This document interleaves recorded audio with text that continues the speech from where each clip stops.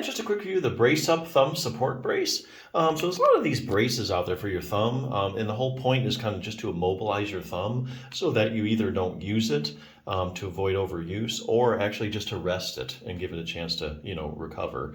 So I'm going to go over a few features I really like about this particular one, just to give you a few points. First off, it's made of a pretty breathable material, which is important because if you're going to wear this brace a lot, especially when it's hot and during the summer, you have a tendency to sweat. And so then, the brace ends up absorbing the sweat, then it starts smelling, then we're about washing it a lot. So best just to start off with a brace that's got some pretty breathable material in it. This one's got some pretty breathable material, so I would definitely consider that as a pretty good feature of a brace. The other thing I really like about this one is that you can use on your left or right hand.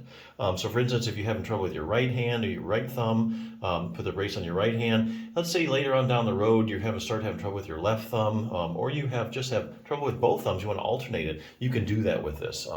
So I think that's a really good feature as well. That means worry about buying a left one or a right one, right medium, left small, that kind of thing. So yeah, overall, I think this is a pretty easy, straightforward brace to use that'll do what it's pointed out to do. Basically just, immobilize everything, give it a chance to rest. Or if you have an activities where you do a lot and you don't want to overwork your thumb, this is good. Or if you have like thumb arthritis, this is a really good one too. Now there are a lot of other things you can do for your thumb that a lot of people don't know about. I'm getting this from the Healthy Thumb Handbook, which is kind of a cool book. There aren't too many thumb books out there, and there's only a couple, and this is actually one of the better ones that I've seen. So besides bracing and protecting it, one other thing you do is relaxing your thumb muscles, because if you're having pain or you're overusing your thumb, a lot of times the muscles will talk to you and they'll start giving you a lot of pain and discomfort. So this covers things like heat. You can make a homemade hot pack out of a tube sock, but heat's really nothing groundbreaking, but heat will relax the muscles.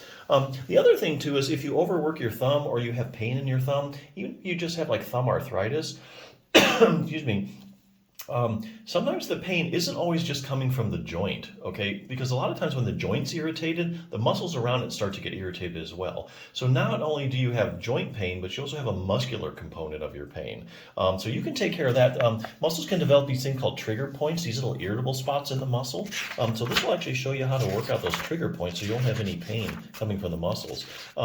If you do have thumb arthritis, chances are your web space here is getting really tight, and you also need to stretch that out. Because if that gets tight, then you're going to have all sorts of problems moving your thumb.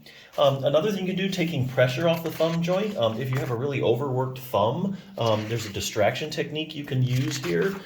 Basically, if you have an arthritic joint or a joint that's overused, especially if a joint has arthritis, joints just love to be distracted. Because basically what you're doing is you're kind of gently pulling those bones apart a matter of millimeters, and that's taking all the pressure off the joint. So it's like a vacation for the joint. So there is a simple distraction technique you can use that this book will show you, but you have to grab the joint in just the right spots in order to get distraction just at that joint. So yeah, that's something simple you can do in sitting or standing.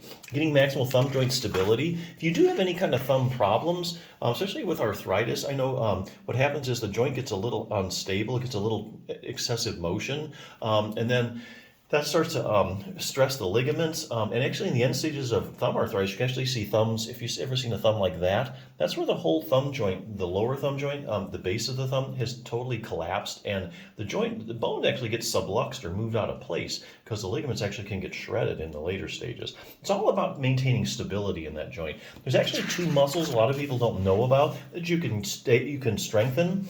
Just takes one exercise for each. Strengthen that gives you great joint stability to avoid a lot of these problems. One is your abductor pollicis longus. You can see how that sucker attaches right there to the base of the joint. And the other one is your first dorsal interossei. See, another muscle attaches right there. There's actually stability exercises you can do for your thumb, and that will, especially even if you don't have arthritis, you're just overworking your thumb a lot, it'll become more resistant to having problems if you make it stronger and really stabilize that joint. So a few more tools for your toolbox. But if you're looking just to immobilize your thumb, I think this is a good splint. So yeah, definitely check